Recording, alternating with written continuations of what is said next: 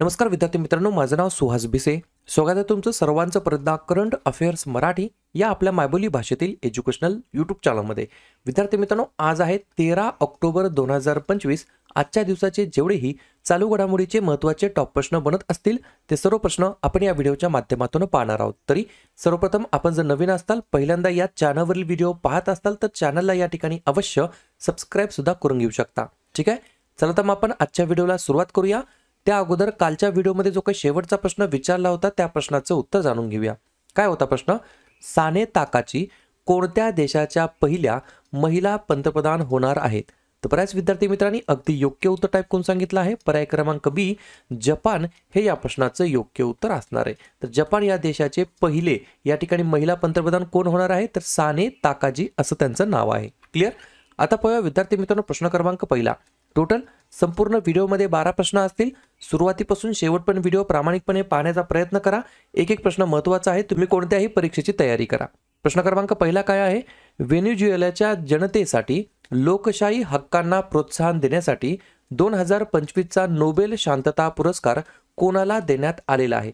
प्रश्न क्रमांक पहिल्याचं योग्य उत्तर आहे पर्याय क्रमांक सी, मारिया कोरिना मचाडो असं त्यांचं नाव आहे. यांना हा जो काही पुरस्कार देण्यात आला तो कशासाठी देण्यात आला तर लिहून घ्या. व्हेनेझुएलाच्या लोकांच्या लोकशाही हक्कांना प्रोत्साहन देण्यासाठी आणि हुकुमशाहीतून लोकशाहीकडे न्याय आणि शांततापूर्ण संक्रमण साध्य करण्यासाठी त्यांच्या संघर्षासाठी त्यांच्या अथक कार्याबद्दल त्यांना या पुरस्काराने सन्मानित करण्यात आलं आहे. 2025 जो काही पीस नोबेल पुरस्कार, नोबेल शांतता पुरस्कार हा कोणाला देण्यात आला तर मारिया मचाडो यांना. 2024चा देण्यात आला आहे निहोन हिंडान्को यांना आणि 2023चा देण्यात आला नरगेस मोहम्मदी यांना. या गोष्टी तुम्हाला लक्षात ठेवायच्या आहेत. पहिलाच प्रश्न आहे नोबेल पुरस्काराबद्दल. तर आतापर्यंत जे काही लेटेस्ट 3 देण्यात आले त्याच्यावरती देखील चर्चा करूया आणि आज संध्याकाळी आपण एक या ठिकाणी नोबेल पुरस्कारावरती व्हिडिओ बनवूया. या ठिकाणी येणाऱ्या सर्व एक्झामसाठी त्या व्हिडिओतून हमखास तुम्हाला प्रश्न विचारले जाणार. वैद्यकशास्त्रामधील 3 जणांना देण्यात आलाय नोबेल पुरस्कार. मेरी ई ब्रुंको, फ्रेड रॅम्सडेल आणि शिमोन साकागुची. भौतिकशास्त्रामधील 3 जणांना देण्यात आला आहे पुरस्कार. जॉन क्लार्क, मिशेल एच डेवोरेट आणि जॉन एम मार्टिनिस. आणि रसायनशास्त्र ज्याला म्हणता येईल केमिस्ट्री, याच्यातील या ठिकाणी 3 जणांना देण्यात आला आहे नोबेल पुरस्कार. सुसुमो कितागावा, रिचर्ड रॉबसन आणि ओमर एम यागी. या ठिकाणी नोबेल पीस प्राइज जो काही आहे तो कोणाला देण्यात आला आहे तर मारिया कोरिना मचाडो जे की व्हेनेझुएलाचे आहेत. आणि अजून एक राहिला साहित्य लिटरेचर मधील नोबेल पुरस्कार देण्यात आला लाजलो क्रॅस्नाहोरकाई जे की हंगरीचे आहेत. या गोष्टी तुम्हाला लक्षात ठेवायच्या आहेत. ठीक आहे, पुढचा प्रश्न, प्रश्न क्रमांक 3. अलीकडेच कोणत्या कारवाई अंतर्गत सीबीआयने आंतरराष्ट्रीय सायबर गुन्ह्यांमधील 8 प्रमुख गुन्हेगारांना अटक केलेली आहे? 2 नंबरच्या प्रश्नाचं योग्य उत्तर आहे पर्याय क्रमांक सी, ऑपरेशन हायची 6. किती? ऑपरेशन हायची 6 असं या ऑपरेशनचं नाव आहे. या ऑपरेशनच्या अंतर्गत काय करण्यात आलं आहे तर सीबीआयने आंतरराष्ट्रीय सायबर गुन्ह्यांमधील 8 प्रमुख गुन्हेगारांना अटक केलेली आहे. ठीक आहे, बऱ्याच दिवसानंतर प्रश्न आहे ऑपरेशन बद्दल. तर लगेच अशाच प्रकारे जे काही बाकीचे ऑपरेशन होत असतात त्यांचा उद्देश काय आहे आणि ते कोणी राबवलं याच्यावरती देखील रिव्हिजन टाकूया. ऑपरेशन संस्कार राजस्थान पोलिसांच्या द्वारे सोशल मीडियावरील गुन्हेगारी कारवायांच्या वाढत्या प्रशंसेस रोखण्यासाठी. ऑपरेशन चक्र केंद्रीय अन्वेषण विभागाच्या द्वारे आंतरराष्ट्रीय सायबर फसवणूक करणाऱ्या टोळीच्या प्रमुखाला अटक करण्यासाठी. Operation black forest Chhattisgarh Telangana सीमेवर नक्षल विरोधाच्या विरोधामध्ये. ऑपरेशन गुद्दर जम्मू काश्मीरमधील गुद्दर नावाचे एक जंगल आहे त्याच्यामध्ये दहशतवादाच्या विरोधात. मिशन मौसम जम्मू काश्मीरच्या अंतर्गत रडार बसवण्यात आला आहे अधिक अचूक हवामान अंदाज मिळवण्यासाठी. ऑपरेशन राहत भारतीय सैन्याच्या द्वारे पंजाब, हिमाचल प्रदेश आणि जम्मू काश्मीरमध्ये पुरात अडकलेल्या लोकांना वाचविण्यासाठी. आणि ऑपरेशन हायची 6 सीबीआय द्वारे आंतरराष्ट्रीय सायबर गुन्ह्यांच्या विरोधात. पाहूया पुढचा प्रश्न, प्रश्न क्रमांक 3. भारतातील पहिले पूर्णपणे सौर ऊर्जेवर चालणारे प्राणी संग्रहालय कोणत्या राज्यामध्ये विकसित केले जात आहे, डेव्हलप केलं जात आहे? तर पर्याय क्रमांक बी कर्नाटक हे या प्रश्नाचं योग्य उत्तर असणार आहे. तर कर्नाटक राज्याच्या अंतर्गत इंडियाज फर्स्ट फुल्ली या ठिकाणी सोलारवरती चालणारे, सौर ऊर्जेवरती चालणारे प्राणी संग्रहालय या ठिकाणी विकसित केलं जात आहे कर्नाटक राज्याच्या अंतर्गत. प्रथम गोष्ट आहे. तर बाकीच्या प्रथम गोष्टींवरती रिव्हिजन टाकूया. सेमीकंडक्टर धोरणाला मान्यता देणारे पहिले भारतीय राज्य गुजरात. पहिली हायड्रोजनवर चालणारी ट्रेन कोणत्या मार्गावर? तर जिंद सोनीपत. सौर ऊर्जेवर चालणारे भारतातील पहिले विधानसभा कोणते राज्य बनलं? तर दिल्ली.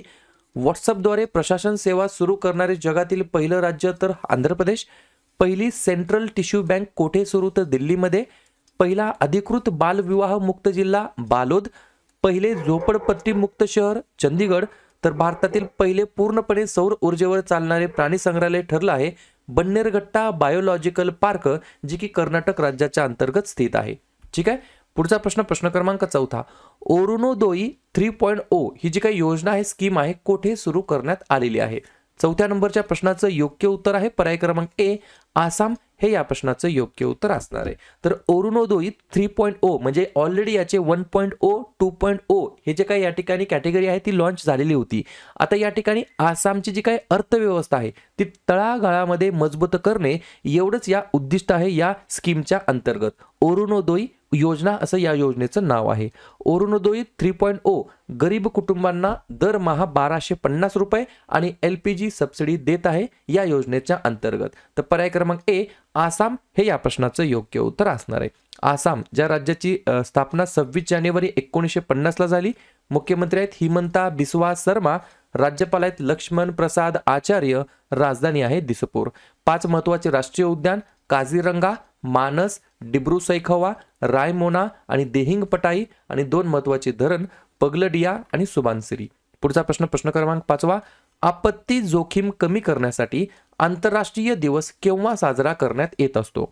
5व्या नंबरच्या प्रश्नाचं योग्य उत्तर आहे पर्याय क्रमांक डी, आजच्याच दिवशी 13 ऑक्टोबरला दरवर्षी आपण आपत्ती जोखीम कमी करण्यासाठी आंतरराष्ट्रीय दिवस म्हणून साजरा करतो. 2 पॉइंट लिहून घ्या. संयुक्त राष्ट्रांच्या महासभेने आपत्ती जोखीम कमी करण्याच्या या ठिकाणी जागतिक संस्कृतीला प्रोत्साहन देण्यासाठी हा दिवस नियुक्त केला आहे. या दिवशी लोकांना आपत्ती व्यवस्थापन आणि जोखीम कमी करण्याच्या उपायांबद्दल माहिती देऊन लोकांना सुरक्षित भविष्यासाठी सज्ज केलं जातं, त्याच्याबद्दल अवेअरनेस क्रिएट केलं जातं. ठीक आहे. तर पर्याय क्रमांक डी, 13 ऑक्टोबरला दरवर्षी आपत्ती जोखीम कमी करण्यासाठी आंतरराष्ट्रीय दिवस म्हणून साजरा करत असतो. प्रश्न आहे महत्वाच्या दिवसाबद्दल. तर लगेच काय करूया, ऑक्टोबर महिन्यातील जेवढेही महत्वाचे दिवस असतील त्याच्यावरती आपण एकदा चर्चा करूया. लिहून घ्या. 1 ऑक्टोबर वृद्ध व्यक्तींचा आंतरराष्ट्रीय दिवस आणि जागतिक शाकाहारी दिवस. 2 ऑक्टोबर गांधी जयंती, आंतरराष्ट्रीय अहिंसा दिवस आणि लाल बहादूर शास्त्री जयंती. 5 ऑक्टोबर जागतिक शिक्षक दिवस. त्यानंतर जागतिक अधिवास दिवस ऑक्टोबर महिन्याच्या पहिल्या सोमवारी म्हणजेच यावर्षी 6 ऑक्टोबरला आहे. 7 ऑक्टोबरला जागतिक कापूस दिवस. 8 ऑक्टोबर भारतीय वायुसेना दिवस. 9 ऑक्टोबर जागतिक पोस्टल दिवस. 10 ऑक्टोबर राष्ट्रीय डाक दिवस आणि जागतिक मानसिक आरोग्य दिवस. 11 ऑक्टोबर आंतरराष्ट्रीय बालिका दिवस. 13 ऑक्टोबर आपत्ती जोखीम कमी करण्यासाठी आंतरराष्ट्रीय दिवस. 14 ऑक्टोबर जागतिक मानक दिवस. 15 ऑक्टोबर जागतिक विद्यार्थी दिवस. 16 ऑक्टोबर जागतिक अन्न दिवस, जागतिक भूल दिवस आणि जागतिक मणक्यांचे दिवस. 17 ऑक्टोबर गरिबी निर्मूलनासाठी आंतरराष्ट्रीय दिवस. 20 ऑक्टोबर जागतिक सांख्यिकी दिवस.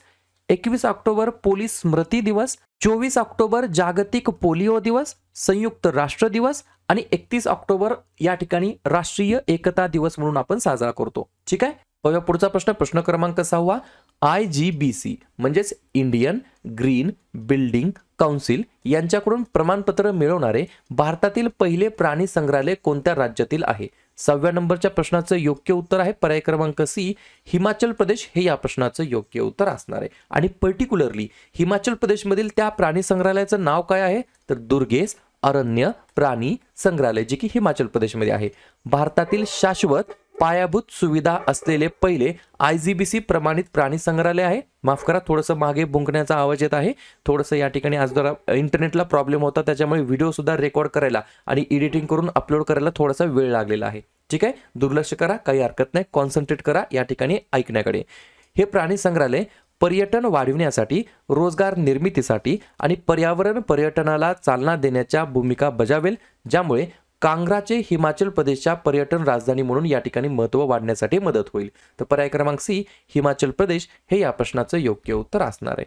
हिमाचल प्रदेश, ज्या राज्याची स्थापना 25 जानेवारी 1971 ला झाली. मुख्यमंत्री आहेत सुखविंदर सिंग सुखू. राज्यपाल आहेत शिवप्रताप शुक्ल. राजधानी आहे शिमला. 3 महत्वाचे या ठिकाणी राष्ट्रीय उद्यान आहेत, ग्रेट हिमालयन, पिन व्हॅली आणि सिंबलबारा. आणि 3 महत्वाचे धरण आहेत, पांडोह, चमेरा, नातपा, जाकरी. पुढचा प्रश्न क्रमांक 7वा. शिक्षण व आदिवासी व्यवहार मंत्रालयाच्या सहकार्याने कोणते मंत्रालय आदर्श युवा ग्राम सभा नावाचा उपक्रम सुरू करण्याची योजना आखत आहे? तर पर्याय क्रमांक बी, पंचायत राज मंत्रालय हे या प्रश्नाचं योग्य उत्तर असणार आहे. तर शिक्षण व आदिवासी व्यवहार मंत्रालयाच्या सहकार्याने पंचायती राज मंत्रालय या ठिकाणी आदर्श युवा ग्राम सभा नावाचा इनिशिएटिव्ह सुरू करण्याची योजना आखत आहे. पुढचा प्रश्न क्रमांक 8वा. कोणत्या राज्याने पुरी येथे ज्ञान यज्ञ मंडप डिजिटल लायब्ररी सुरू केलेली आहे? तर पर्याय क्रमांक ए, ओडिसा हे या प्रश्नाचं योग्य उत्तर असणार आहे. तर पुरी येथील जगन्नाथ मंदिराच्या दुर्मिळ नोंदी जतन करण्यासाठी हे समर्पित केलेलं आहे ज्ञान यज्ञ मंडप डिजिटल लायब्ररी. ओडिसा, ज्या राज्याची स्थापना 1 एप्रिल 1936 ला झाली. मुख्यमंत्री आहेत मोहन चरण माझी. राज्यपाल आहेत हरिबाबू कंबपती. राजधानी आहे भुवनेश्वर. 3 महत्वाचे राष्ट्रीय उद्यान, भितरकनिका, सिमिलीपाल आणि नंदनकनन. आणि 4 महत्वाचे धरण आहेत, हिराकूड, मंदिरा, काला आणि इंद्रावती. पुढचा प्रश्न क्रमांक 9वा. भारताचा पहिला मिसेस युनिव्हर्स क्राऊन कोणी जिंकलेला आहे? 9व्या प्रश्नाचं योग्य उत्तर आहे पर्याय क्रमांक सी, शेरी सिंग असं त्यांचं नाव आहे. लक्षात घ्या, हे जे काही स्पर्धा झाली होती ती ओकाडा, मनिला, फिलिपिन्स या ठिकाणी झाली होती. स्पर्धेचं नाव आहे मिसेस युनिव्हर्स 2025. या वर्षीची 48वी आवृत्ती होती. ही जी काय या ठिकाणी स्पर्धा आहे ती विवाहित महिलांसाठी सर्वात जुनी स्पर्धा आहे. शेरी सिंग या नवी दिल्लीच्या रहिवासी आहेत, परंतु त्यांचा जन्म उत्तर प्रदेशमध्ये झालेला आहे. या स्पर्धेमध्ये विजेते ठरलेले आहेत या ठिकाणी शेरी सिंग आणि पहिले उपविजेते ठरले आहेत सेंट पीटर्सबर्ग. या गोष्टी तुम्हाला लक्षात ठेवायच्या आहेत. प्रश्न आहे एका सौंदर्य स्पर्धेबद्दल. तर 2025 मध्ये जे काही लेटेस्ट सौंदर्य स्पर्धा झालेल्या आहेत त्यांचं विजेतेपद कोणी जिंकलं त्याच्यावरती देखील चर्चा करूया.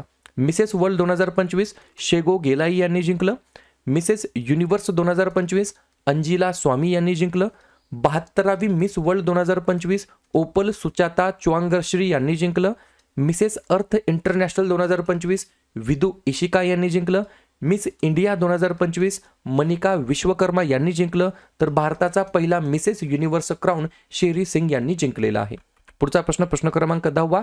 राष्ट्रीय गुन्हे नोंद ब्युरोनुसार सलग 4थ्या वर्षी कोणते शहर भारतातील सर्वात सुरक्षित शहर म्हणून उदयास आलेलं आहे? तर पर्याय क्रमांक सी, कोलकाता हे या प्रश्नाचं योग्य उत्तर असणार आहे. कोलकाता 1 नंबरला, हैदराबाद 2 नंबरला, पुणे 3 नंबरला, 4 नंबरला मुंबई, तर 5 नंबरला कोइंबतूर. या गोष्टी तुम्हाला लक्षात ठेवायच्या आहेत.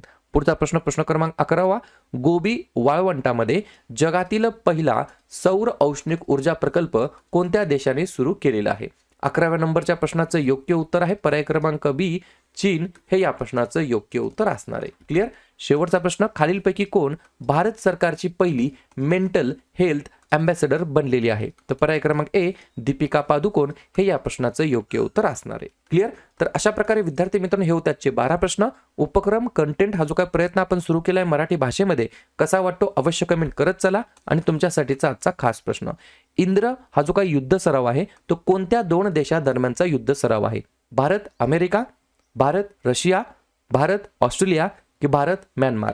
तर ज्या पण विद्यार्थ्यांनी या प्रश्नाचं योग्य उत्तर येत असेल त्या प्रश्नाचं उत्तर तुम्ही कमेंट बॉक्समध्ये देण्याचा प्रयत्न करा. प्रश्नाचं उत्तर चुकू द्या, बरोबर येऊ द्या, काहीच हरकत नाही.